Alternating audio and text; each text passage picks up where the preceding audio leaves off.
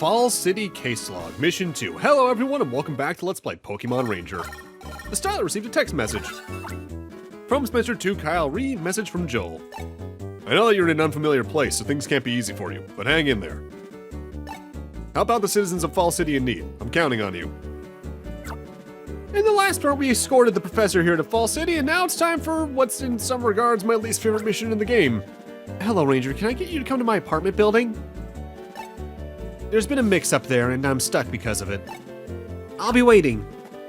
Now, I don't go out of my way to do this, but I recommend if you're playing along for the first time, go and talk to every NPC in the game pretty regularly, because they get dialogue updates often enough.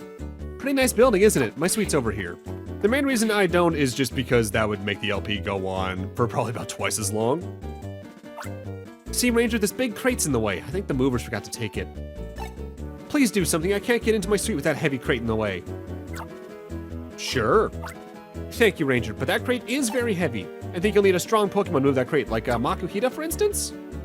Bit heavy on the hinting there, game, but I'll take it. We need I think that's meant to be a strength field move of 2 in order to push the wooden crate, and a Makuhita is exactly what we need, and you can find one just to the north of the building itself. Makuhita is not too bad to capture, doesn't take too many loops. It does actively aggro towards your capture styler if it sees it every now and then, and does a pretty long distance punch. But it moves slowly enough that you can get the loops in pretty quickly. Makuhita is small, but it has enough power to move obstacles. Neat. Makuhita is probably one of the Pokemon I think of whenever I think about Gen 3, and I think it's just because I used to get stuck at the cave before and after Brawly's gym, so I just consistently got stuck over there. For now, it's time for Snubbull. Snubbull runs all over the place, especially if it sees your capture line. Its main attack, though, isn't much to worry about. It just trips on its face, and it basically does a very short-range tackle that doesn't really move off of its sprite, so as long as you got some distance, you'll be fine. While Snubbull's tackle can move heavy obstacles, it's actually quite docile. And now we can go push that box out of the way. Thankfully, the city itself is also quite small. In fact, overall, Pokemon Ranger's world is one of the smaller in the series. I'd say it's even smaller than Gen 1 Kanto. Oh, thank you. You've made my day. I can finally go inside. Won't you come in for a snack? Sure. Oh, dear. Ah, what is this thing? Please, Ranger, catch it. Time for a Venonat. Venonat are a little unpredictable in that they move relatively quickly, and I think they even do so by jumping. The main thing is that they try to obscure your vision with poison, but while they're splurting that out, the poison they splurt out can actually damage your styler, so watch out for that. Venonat hops about while scattering puffs of poison mist. Some of these descriptions are very literal to what their battle is. Finally, oh finally, I can begin living my dream of living in the city. Thank you, Ranger. I'm literally just doing my job, but your thanks are appreciated all the same.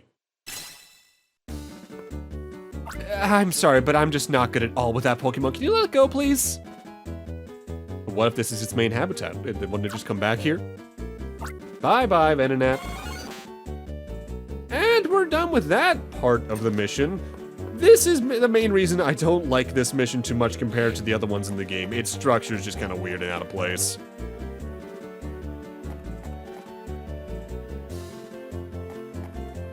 Yoo-hoo, yes you, the Ranger there. My adorable and oh so lovable Skitty have run away from Mumsy Wumsy. Please, oh pretty please, round up my little pretties right away. You know Skitty, don't you? You can solve this lickety-split. You're a Ranger, after all.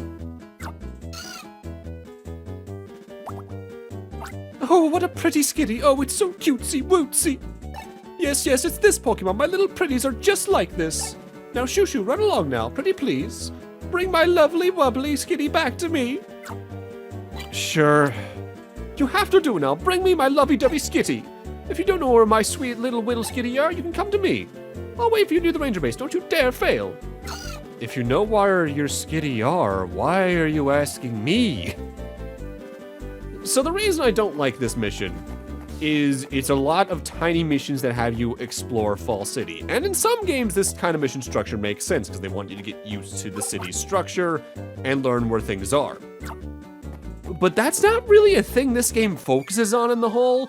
You're honestly in Fall City very rarely in the game. So it just kind of feels weird. This would be a better thing to have in either of the sequels where there's more of a hub area for memory. For now, it's time for Meowth. Meowth's a relatively fast Pokemon that can hop around every now and then. And its main attack is to throw a scratch out that goes a pretty decent distance away from it. With that said, its speed is the bigger threat here, especially if it tries to jump over or through your capture line, in which case you're just going to restart your capture. As you can see. Pokemon Ranger 1 is, admittedly from memory, probably the hardest game in the series, even with just standard Pokemon captures, especially if you get into groups. But that's mostly due to an issue that people who've only played the sequels might already be noticing that we'll talk about more in depth when we get to the first real boss fight, quote-unquote. Meowth can cut trees down with its claws. It cleverly walks on its hind legs. It's a cutter, and it's one we're going to be using a good bit throughout the game. My cute little plushes are nice and fluffy. You can play with them if you want. I'm good. Oh, that's very odd. Do we have so many plush dolls? Well, it's because it's a real Skitty. Skitty, we're gonna have to capture like 5 of these for this quest line, but they're pretty docile. I don't even think they have an actual attack. They can move pretty quickly towards your capture line, and they can do a little hop every now and then, especially if you're close to capturing them. But they're not too bad. If anything, the biggest thing is that we're gonna have to capture a lot of them for this quest. We are handling the Skitties a little differently than a lot of other captures in the game, though. I'll talk more about what I mean in a few moments. Skitty playfully hops about if it spots a capture disc. It adorably waves its tail. So what I mean is, we're gonna have to capture a lot of Skitty for this particular mission. And for all the subsequent Skitties, I'm just gonna speed up the capture process, but for a lot of other parts of the game, if say you need a Pokemon for a specific thing, field move wise, I'm gonna walk into the Pokemon, but I'm gonna capture it off screen in an edited out battle, just in case it takes a moment or so. It's more so to keep in line with the other ways I do random battles in other RPGs. Next Skitty is up here on top of this apartment complex. I don't know how it got up here, and I'm not gonna question it beyond that. It's a cat. They do things. At times arbitrarily. Isn't that right, my cat that I've had for 10 years now? Oh god. While I'm on my way to the next Skitty, though, I might as well talk about my experience with Ranger 1 here, finally. I played the Ranger series as it released, but I was definitely late to Ranger 1. I remember seeing ads for this game when the DS was new and all, but I didn't get it until maybe even after Main Gen 4, even. Because my early DS games were stuff like Spectrobes and all that, so the Pokemon I actually took a little bit to get back into. Until the sequel, that is, where I got that, not quite day one, but close enough to it. Because Shadows of Almia was the game I got, one of the 2 games I got alongside the DSi, because the DSi came out, at least in the West, on my birthday. It was that and Dragon Quest Monsters Joker, another game I'll probably tackle at some point after I tackle more Dragon Quest, because it's been a little bit. So we're full on Pokemon right now. I do have the Snubble for a reason, if memory serves, so we actively have to go back to Teresa and give her the 3 Skitty we have so far. Oh, where were you, my pretty witty Skitty? Your mumsy wumsy was so lonely.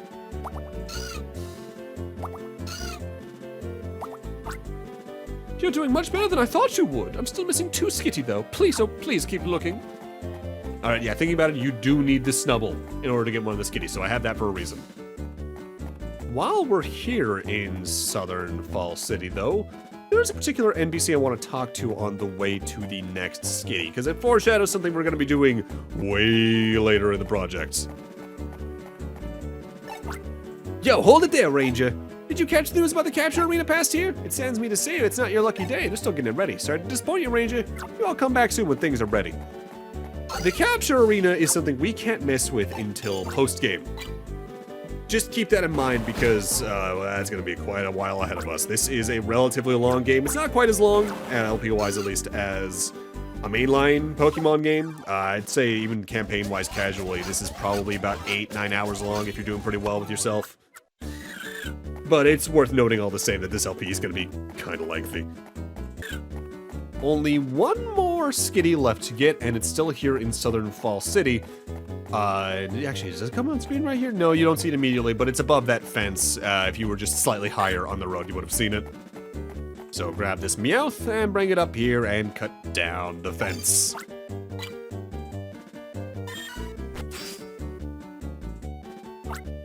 You know, if wood fences are so brittle that a single Meowth can cut them down, why do cities still build them for ordnance? Is it because animals like Skitty won't take them down? I'm thinking too hard about this. Oh, a sign. Amity Square, may smiles bloom in friendship. Oh, that's nice and happy. You look familiar. Keep that noise down, Machop. What a useless Pokemon. Hey you, what do you think you're doing here? Get lost if you're not authorized. Huh? You feel sorry for that, Machop. What's it to you? What we do with our Pokemon is none of your stinking business. Alright. I'm just here for the cat, dude. That's Skitty number 5, though, so let's get this back to Teresa to end this part of the main quest off. And I'll just cut over there to save, like, 15 seconds at most. Oh, where were you, my pretty witty Skitty? Your mumsy wumsy was so lonely.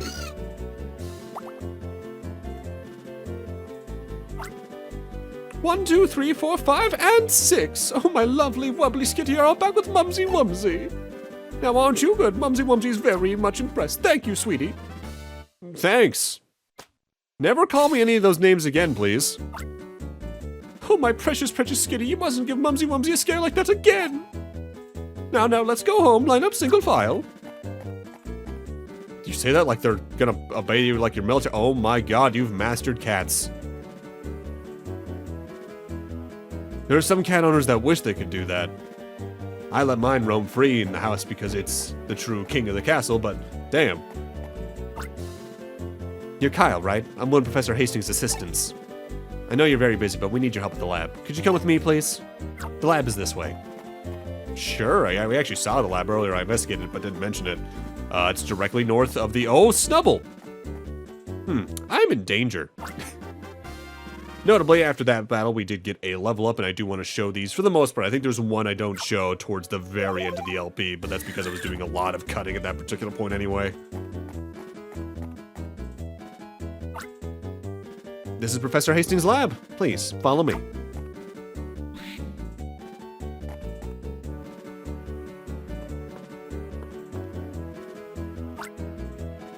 Kyle, please, may I ask you for your help? Sure. I need to find something in the basement, but it's pitch black down there. It's impossible to look for anything. I asked the professor for some advice, and he told me that I should look you up, Kyle. Please help me. Could you do something to light up the inky darkness of the basement? Sure. That's great. Thank you so much. Oh, by the way, the professor asked me to pass on a message to you. These are his exact words. In the lighthouse's basement lives some Pokemon named Staryu. Get the help of the Staryu to illuminate wherever it's too dark to see. That was the professor's message. Please, capture a Staryu and bring it here. And this allows us to go revisit the area we actually started the game at, the third and more or less final portion of Fall City's main section. The ports that we started the game at.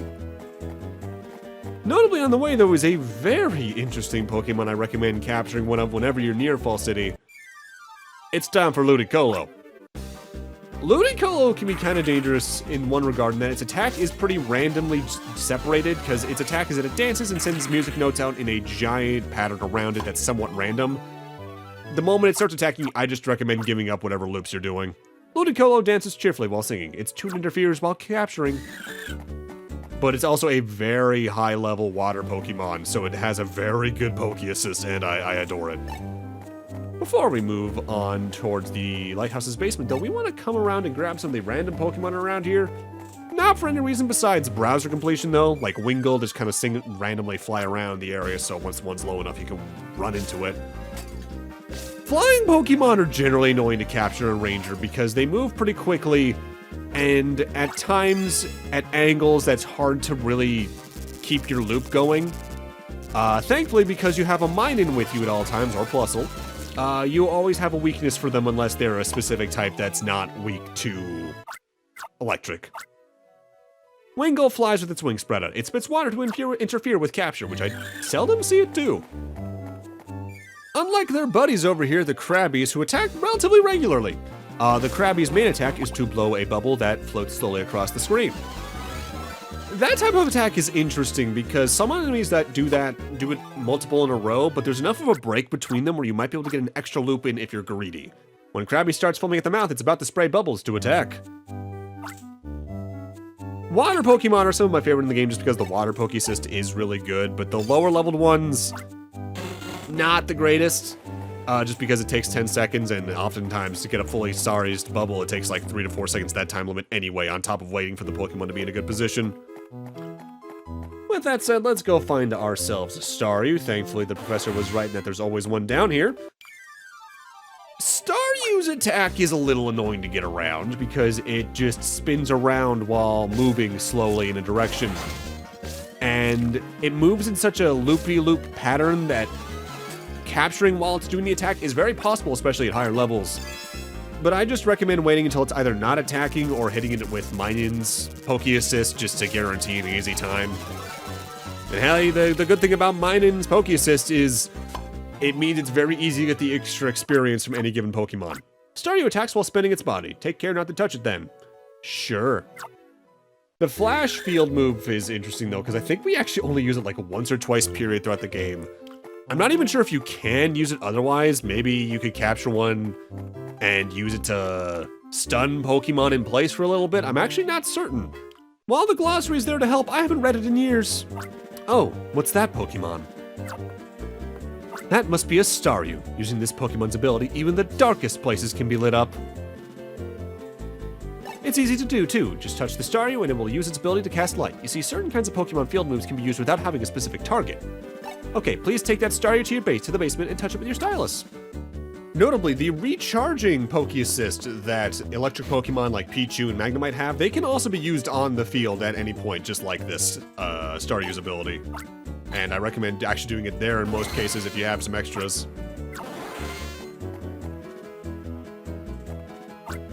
Oh my goodness, it's almost even too bright now. It'll be easy to find things. Kyle, thank you so much for helping. Again, it's really just my job, but the thanks are appreciated.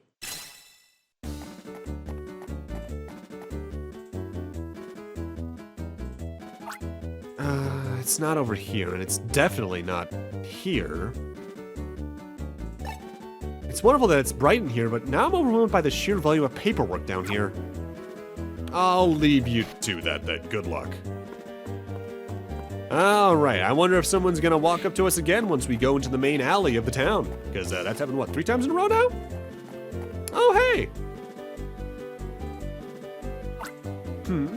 What do you suppose you're doing here? Oh, everyone's got out of town, so you've got a mission of patrolling Falls City. I get it. There's a state of emergency on now because of that Go-Rock squad. And a rookie like you would be too inexperienced for a tough mission like investigating the Go-Rock squad. Oh, did I say something rude? Don't let it bother you, Kyle. Wait, did you hear something? It sounded like it came from the clock tower. Don't just stand there, come with me.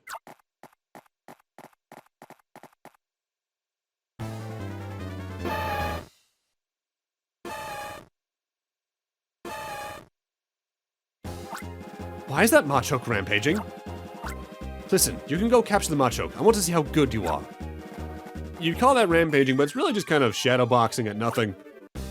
Machoke can be kind of dangerous because they're surprisingly fast for their size, and their attack goes on for a good little while because they move forward while punching several times.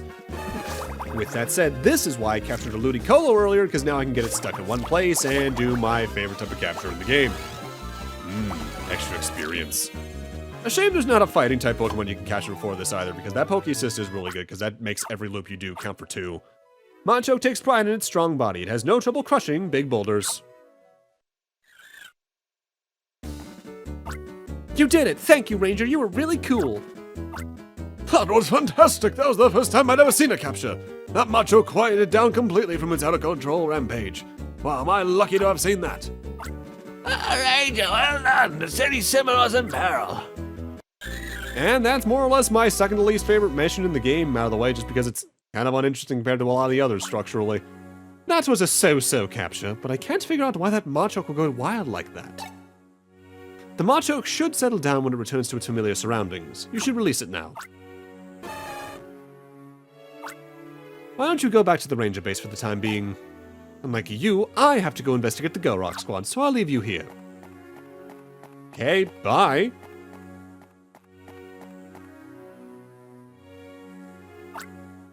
That ranger, it's the same Snoop who was sniffing around the factory earlier. But that darn thing ran off without paying attention to me. Plus, it won't even wreck that creaky old clock tower. How pathetic is that? Gee, I wonder who the villain is. Welcome back and good job. The citizens of Fall City were very happy with your work. You perfectly understood the Ranger's role in society and you worked hard to live up to it. Kyle, you've earned a promotion. I hereby certify you as Ranger Rank 3. Wow, we're just climbing through these ranks. The ranks are pretty scattered in their rewards, I won't lie. But for this one we do get the Poison Poke Assist, which I seldom use. Also the Psychic Poke Assist, which I love. Kyle, now that you are a Rank 3 Ranger, there's something I need to tell you.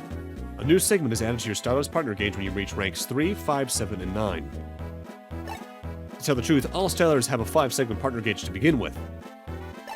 We cap the number of segments on the partner gauge to avoid putting too much stress on the partner Pokemon. Your partner Minun has grown much stronger being with you, so can handle more pressure. So allow me to remove the first cap on your Styler's partner gauge. Kyle, you're now authorized to operate your Styler with a 2-segment partner gauge. The partner gauge upgrades are really good, but there is a way I wish they could have made it work a little differently. I'll talk more about that next part. You've been handling jobs one after another since escorting Professor Hastings. You sure you're not too tired? Yeah, I'm good. Oh, hi. Ow! Leader, we got a situation on the boil down the waterworks! The aqueduct is supposed to be absolutely clean, but they're overflowing with horrible sludge!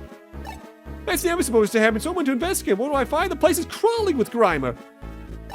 Leader, I'm begging you, we need help. You gotta do something, and the smell, it's putrid down there! Mr. Civil Engineer from the Waterworks Bureau, you've come to the right place. I'll send out a ranger to the waterworks right away.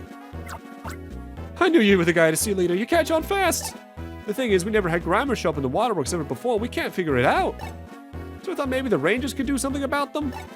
I'll run along and wait outside. I'm depending on you, Leader. It seems as if there's no end to the troubles affecting our city. Unfortunately, Fall City has an acute shortage of rangers because of the ongoing Go Rock Squad investigation. In fact, Kyle, you're the only ranger who is free. So you don't get a choice in this matter. You must accept this mission. Of course, as you're already aware, that is the ranger's role, so you don't ever get to refuse anyway. So this is your mission. Capture the Grimer that have overrun the waterworks. Also, the captured Grimer are to be turned over to a ranger who is specifically trained for the role. Kyle, you're the one and only ranger that Fall City can count on now. Wait, if I'm turning the Grimer over to another ranger, that means there's someone else who can take the mission, right? This seems inconsistent. Hey, ranger, over this way! And we need to now get to that ladder, which is just southwest of Professor Hastings' lab. I actually talked to this character several times on my first playthroughs to find this place early. Here's the entrance down to the waterworks. Usually doesn't stink anything like this. Ugh.